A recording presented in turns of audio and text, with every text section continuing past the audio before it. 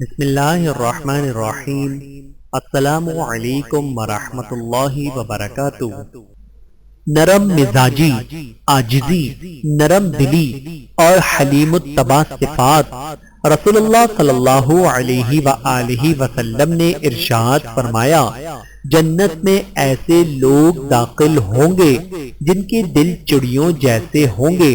بحوالہ صحیح مسلم، حدیث نمبر 2840، یعنی چڑیوں کی طرح ان کے دل نرم ہوں گے۔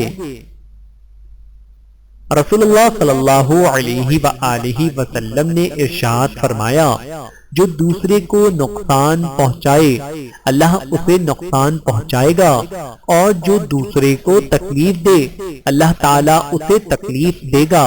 بحوالہ سنن ترمذی و سنن ابن ماجہ و سنن ابو داود۔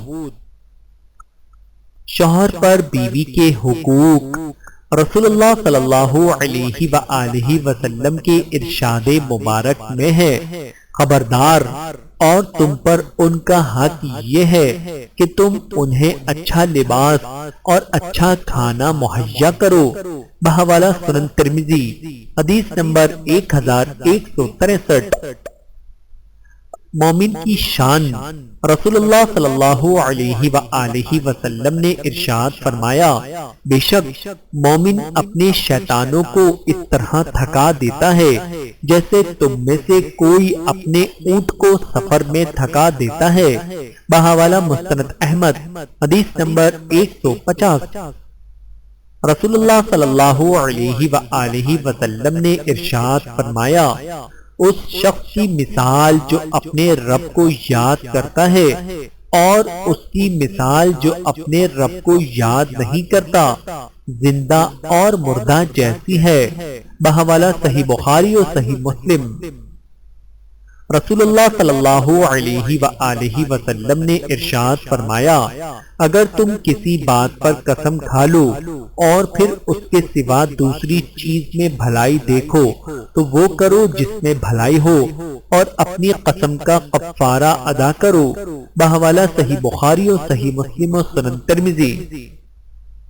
رسول اللہ صلی اللہ علیہ وآلہ وسلم نے ارشاد فرمایا، علم دین حاصل کرنا ہر مسلمان پر فرض ہے۔ بحوالہ سنن ابن ماجہ، حدیث نمبر 224۔ اللہ کے سوا کوئی عبادت کے لائق نہیں۔ رسول اللہ صلی اللہ علیہ وآلہ وسلم نے ارشاد فرمایا، لا الہ الا اللہ سے بڑھ کر کوئی عمل نہیں، اور یہ کلمہ کوئی گناہ باقی نہیں چھوڑتا۔ بحوالہ سنن ابن ماجہ، حدیث نمبر 3797۔ رسول اللہ صلی اللہ علیہ وآلہ وسلم کے ارشاد مبارک میں ہے، اچھی بات کا حکم کرنا ایک صدقہ ہے اور بری بات سے روکنا ایک صدقہ ہے۔ بحوالہ صحیح مسلم و سنن ابی داود۔ موت کی سختیوں اور اذیت سے بچنے کی دعا۔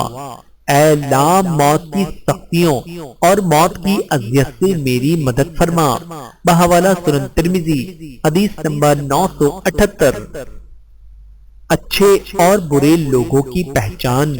رسول اللہ صلی اللہ علیہ وآلہ وسلم نے ارشاد فرمایا، تم میں بہتر وہ ہے جس سے خیر کی امید رکھی جائے اور جس کے شر سے امن ہو، اور تم میں سے برا وہ ہے جس سے خیر کی امید نہ رکھی جائے اور جس کے شر سے امن نہ ہو۔